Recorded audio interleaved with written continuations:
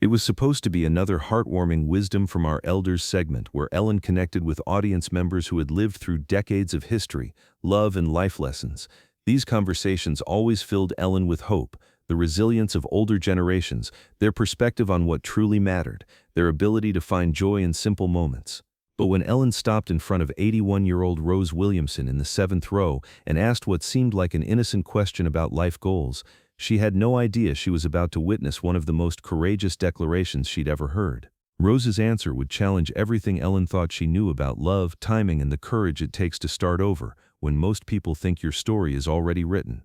Rose sat with perfect posture in her lavender cardigan, her silver hair styled in soft waves that framed a face lined with 8 decades of experience. Her hands, adorned with a simple gold wedding band, were folded neatly in her lap, but there was something in her eyes, a spark, a restlessness, a quality that seemed almost youthful despite her age. She had the bearing of someone who had spent a lifetime meeting other people's expectations, but behind her composed exterior was a woman who had recently begun asking herself what she actually wanted from the time she had left. "Hello there, beautiful," Ellen said, approaching Rose with her signature warmth, kneeling slightly to be at eye level. "What's your name?" "Rose Williamson," she replied, her voice clear and strong despite her age. "Rose from Sacramento." "Rose from Sacramento. I love that. Is this your first time at the show, Rose?" Rose nodded, a small smile playing at her lips. "Yes, my very first. My daughter bought me these tickets for my 81st birthday. She said it was time I did something just for fun." Ellen's heart warmed at this. 81, and looking absolutely gorgeous. "Rose, I have to ask, at 81, with all the wisdom and experience you have, what are you still chasing? What's still on your list of things to accomplish?" Ellen expected the usual responses she got from audience members Rose's age, spending time with grandchildren, traveling to places they'd always wanted to see, perhaps taking up a new hobby. She was prepared to celebrate whatever gentle ambition Rose might share. Rose looked directly into Ellen's eyes, and for a moment, something shifted in her expression. Her composure remained intact, but there was a flash of vulnerability, of longing, of something that had been buried for decades, finally demanding to be seen. "I want to fall in love for the first time in my life," Rose said with a clarity that cut through the studio's ambient noise like a bell. The words hung in the air with stunning simplicity and devastating honesty. Ellen's smile faltered slightly as her brain processed what she'd just heard. The audience around them began to quiet, sensing that something unexpected was unfolding. "I'm sorry?" Ellen said softly, glancing at Rose's wedding ring. "Rose, are you—" "I'm a widow," Rose explained, her voice steady but carrying undertones of complex emotion. "My husband passed 5 years ago. We were married for 60 years. Ellen felt a wave of confusion. "Rose, if you were married for 60 years, surely you experienced love?"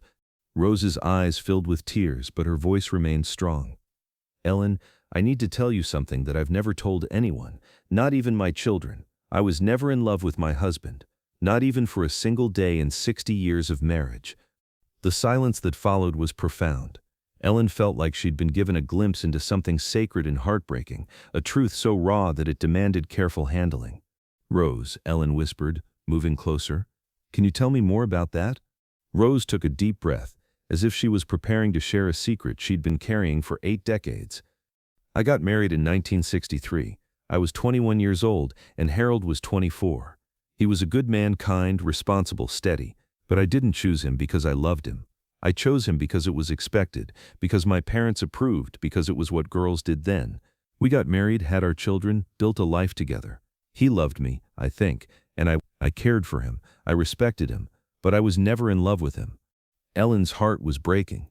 She could see decades of quiet resignation in Rose's eyes, the weight of a life lived for others rather than for herself. "Rose, that must have been incredibly difficult. You have to understand, Ellen, in 1963, you didn't marry for passion or romance or finding your soulmate. You married for stability, for family, for social acceptance. Love was something you hoped might grow over time. But it never did, not for me." Ellen sat down on the floor beside Rose's seat, abandoning all television protocol. This conversation was too important for standing, too intimate for distance. "Did Harold know?" Rose shook her head. "I don't think so. I was a good wife. I cooked his meals, raised his children, supported his career, maintained our home. I played the role perfectly. But inside Inside, I always wondered what it would feel like to have butterflies in my stomach, to miss someone desperately when they were gone, to feel that spark that people write songs about. The audience was completely silent now. Even Ellen's crew had stopped their usual movement, drawn into this intimate confession. "Rose," Ellen said gently, "what changed? What made you decide to talk about this now?"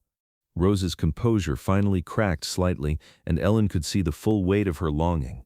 "When Harold died 5 years ago, everyone expected me to be devastated, and I was sad. He was my companion for 60 years, the father of my children. But Ellen, the feeling that overwhelmed me most wasn't grief, it was relief, and then immediately after relief came this terrible guilt about feeling relieved." Ellen reached out and took Rose's hand. "Relief that you could finally be honest about your feelings? Relief that I might finally have a chance to find out what love actually feels like. Is that horrible? Is that the most selfish thing you've ever heard?" Ellen's eyes filled with tears. "Rose, that's not horrible. That's human. That's one of the most honest things I've ever heard." Rose continued, her words coming faster now, as if a dam had broken. "For 5 years I've been learning who I am when I'm not being someone's wife, someone's mother, someone's expectation. And I discovered that at 81 years old I still have hopes, I still have dreams, I still wonder what it would be like to meet someone and feel my heart race." Ellen stood up and addressed the entire studio. "Ladies and gentlemen, Rose is sharing something incredibly brave with us. She's talking about the courage it takes to want more from life, even when society tells you your time for more has passed." Ellen turned back to Rose. "Rose, when you think about falling in love at 81, what does that look like to you?" Rose's face lit up with a shy excitement that made her look decades younger. "I want to meet someone who makes me laugh, who I can't wait to talk to every morning, who makes me feel beautiful and interesting and alive. I want to hold hands with someone and feel electricity. I want to stay up too late talking about everything and nothing. I want to feel nervous before a date, excited about a phone call, disappointed when someone has to leave." The audience was completely captivated. Rose's description of love was so pure, so hopeful, that it reminded everyone what romance could be at its best. "I want to know what it feels like to choose someone not because they're suitable or appropriate, but because being without them feels impossible," Rose continued. "I'm 81 years old, Ellen. I might have 5 years left, or 15 years, or maybe just 1 year. But whatever time I have, I want to spend it feeling alive, feeling loved, feeling like the woman I was always meant to be." Ellen was crying openly now. "Rose, do you realize how extraordinary you are? Do you understand that most people half your age don't have the courage to be this honest about what they want from love?" Rose smiled through her tears. "Maybe that's the gift of being 81. You stop caring what people think and start caring about what you feel." Ellen made a decision that would define this moment forever. "Rose, what if I told you that your story doesn't have to end with wanting? What if we could actually help you find what you're looking for?" Rose looked confused. "What do you mean?" Ellen's energy shifted into problem-solving mode. "Rose, how do you feel about dating apps?" The audience laughed, but Ellen was completely serious. "I've never even heard of such a thing," Rose admitted. "Well, you're about to get an education. Rose, we're going to help you create a dating profile right now on live television, and we're going to show the world that 81 is not too late for butterflies." The audience erupted in applause as Ellen called her producers over. Within minutes, they had set up a laptop on stage, and Ellen was sitting beside Rose, walking her through the process of creating her first ever dating profile. "Okay, Rose, first we need a photo. Do you have any recent pictures you love?" Rose pulled out her phone with the careful concentration of someone still learning technology. "My granddaughter helped me take some photos last week. She said I looked stunning in this one." Ellen looked at the photo and gasped. "Rose, you don't look stunning. You look absolutely radiant. This is perfect." As they uploaded Rose's photo, Ellen began crafting her profile description. "Okay, Rose, how do we tell the world who you are?" Rose thought seriously. "I want to be honest. Is that allowed?" "Honesty is required," Ellen said firmly. Together they wrote, "Rose, 81 years young, Sacramento. After 60 years of marriage, I'm finally ready to discover what love really feels like. I'm looking for someone who believes in butterflies, long conversations, and the possibility that the best chapter of life might be the one you never expected to write. Age is just a number, but chemistry is everything. Let's find out if we still have time for magic." The audience was on their feet applauding before Ellen even finished reading. Rose's profile was brave, honest, and utterly charming. Rose, Ellen said, before we make this live, I need to ask you something important. Are you prepared for the attention this might bring? Are you ready for people to have opinions about your choices? Rose straightened her shoulders with a dignity that was inspiring. Ellen, I've spent 81 years living for other people's opinions. I think I've earned the right to live for my own happiness now. Ellen hit publish on Rose's dating profile, and the audience went wild. But Ellen wasn't finished. Rose, I want to do something else for you. I want to give you your first practice date, right here, right now. Ellen signaled to her producers, and within moments, they had transformed part of the stage into a romantic dinner setting. Candles, flowers, soft music. Rose, I'm going to be your practice date. We're going to show you and everyone watching that romance doesn't have an expiration date. Ellen took Rose's arm and escorted her to the dinner table they'd set up on stage. She pulled out Rose's chair with exaggerated gallantry, then sat across from her. So Rose, Ellen said in her most charming voice, tell me about yourself. What makes you happy? Rose blushed, actually blushed, and for the first time in the entire conversation, she looked genuinely flustered in the most delightful way. Well, Rose said, playing along, I love reading mystery novels, I make the best apple pie in Sacramento, and I recently discovered that I have excellent taste in women. Ellen nearly spit out her imaginary drink. Rose, are you flirting with me? Maybe, Rose said with a coy smile that transformed her entire face. Is it working? The audience was losing their minds with laughter and applause. Ellen was discovering that Rose, when given permission to be herself, was absolutely magnetic. Rose, if this were a real date, I would definitely be asking for a second one. You are charming, funny, beautiful, and completely captivating. Rose beamed. Really? I'm not too old, too rusty, too out of practice?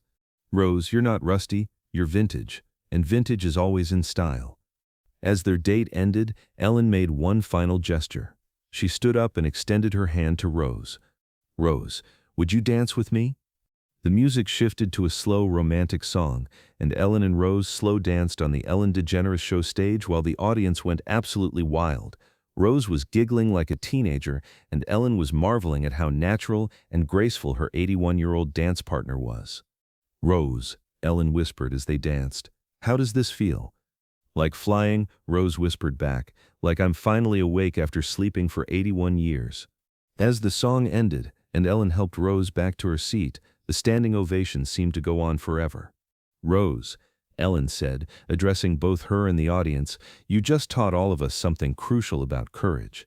You reminded us that it's never too late to be honest about what we want, never too late to take risks, never too late to believe in love. Rose was glowing, transformed by the experience of being truly seen and celebrated. Ellen, I can't thank you enough. You gave me something I didn't even know I needed. Permission to want what I want without apology. 3 weeks after the episode aired, Rose's story had gone viral. Her dating profile had received over 10,000 messages from men around the world, and she had gone on 12 actual dates. But more importantly, her story had inspired thousands of older adults to reconsider their own possibilities for love and connection. Ellen featured Rose's dating adventures in follow-up segments, sharing her journey with characteristic humor and heart. Rose became a regular correspondent for late-in-life love, helping other seniors navigate modern dating. 6 months after her first appearance, Rose returned to the show with a special announcement. She had met William, a 78-year-old retired librarian, and they were moving in together. Ellen, Rose said during her return visit, you asked me what I was still chasing at 81. I found it. I found butterflies. I found someone who makes me feel like the woman I was always meant to be. And the most beautiful part is, I finally understand what all those love songs were about. Ellen's response to Rose's courage became a turning point for conversations about aging, sexuality, and the right to pursue happiness at any age. The episode sparked academic discussions, inspired documentaries, and most importantly, gave permission to countless people who thought their time for romance had passed. Rose's story became proof that love doesn't have an expiration date, that courage can bloom at any age, and that sometimes the most radical thing you can do is admit what you really want and then go after it, regardless of what anyone else thinks is appropriate for your stage of life.